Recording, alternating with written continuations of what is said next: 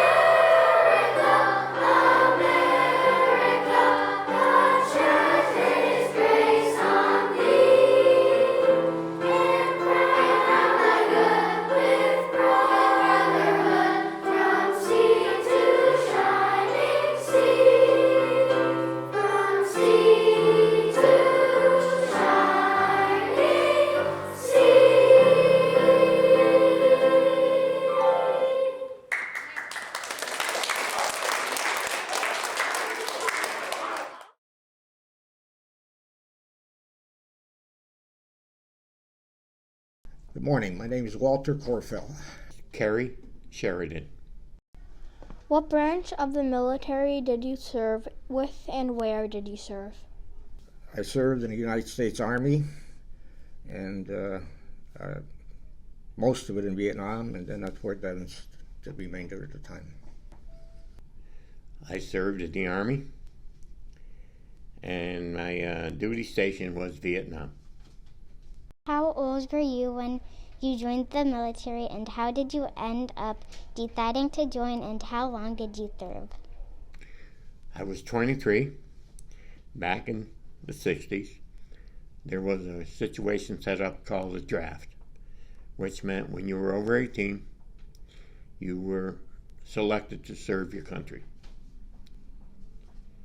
And at age 23, my number got called, so I was drafted, which means I was then sent to the Army. I was almost 21 when I joined, and I wasn't drafted because I was going out with a girl, and she wanted to get married, and I said, hey, let me go do my military obligation first. If I come back, we'll get married. She didn't like the way I said it, but it was point blank. I was in the military for 3 years.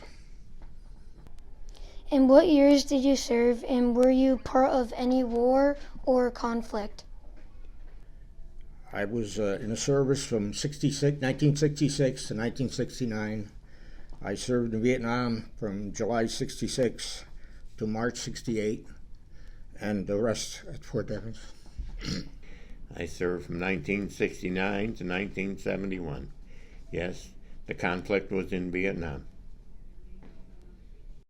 How has the military had an impact on your life? Well, you learn to live with people. There are people from different walks of life, so you kind of respect for what they have. They have different beliefs. They have different thoughts or whatever. So you respect what they go for, but you learn to live with each other.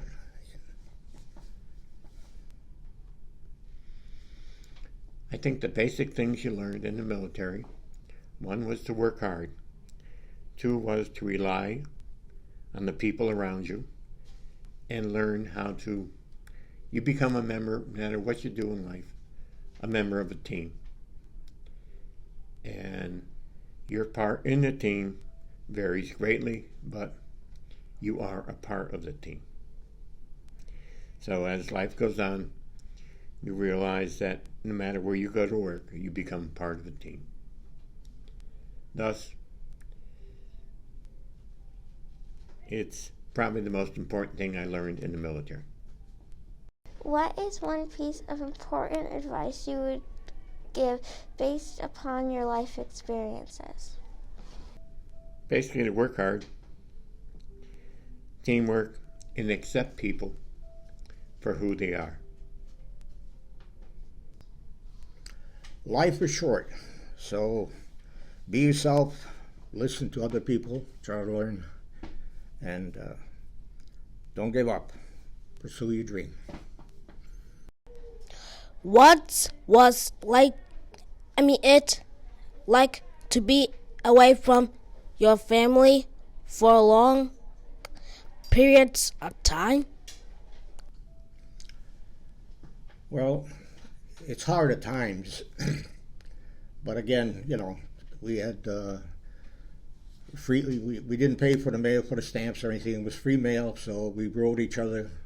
We tried it, whenever you could, you'd write a letter, and you always waited for that mail call for that letter to come in so you can read what the other person had to say.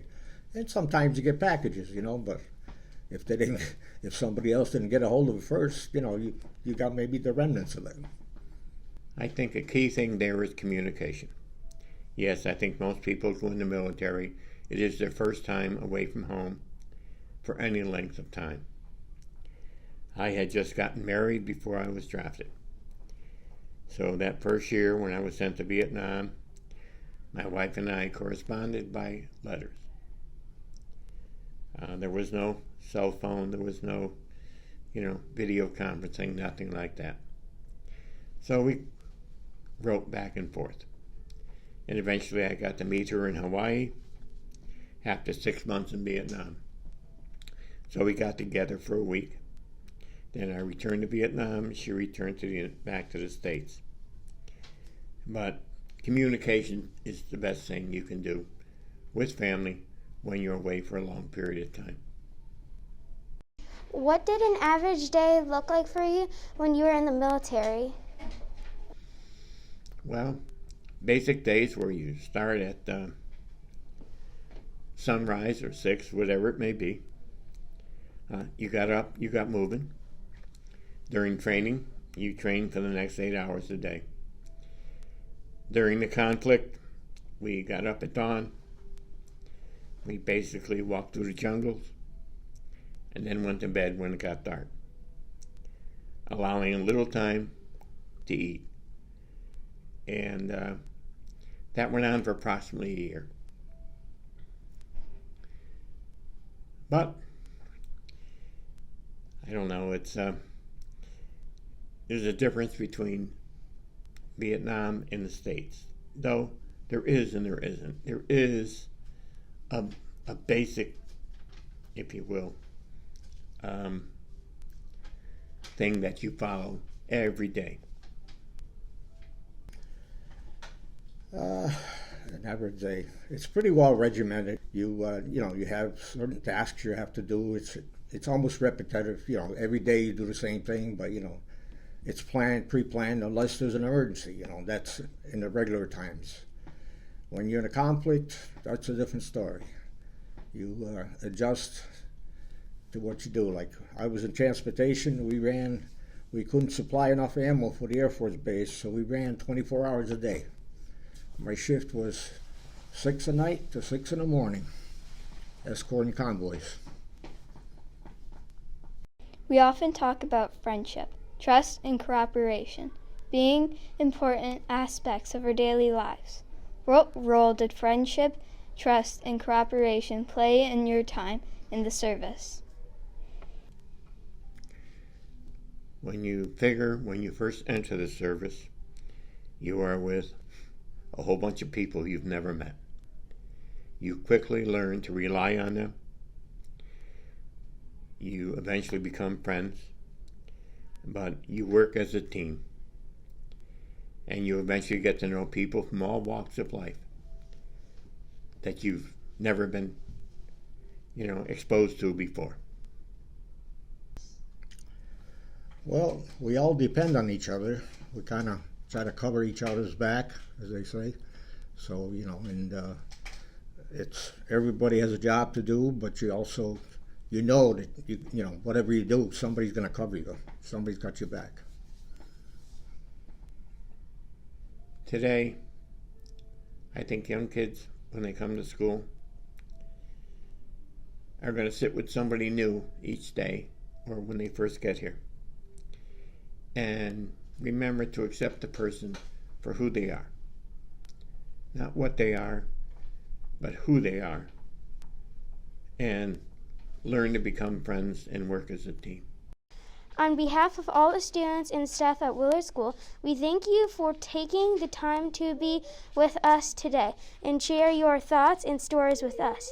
We also thank you for your service to our country and hope you will continue to come back to our school in the future. Thank you for joining us for this edition of the Willard Snapshot. Until next time, take care, stay safe, and be well.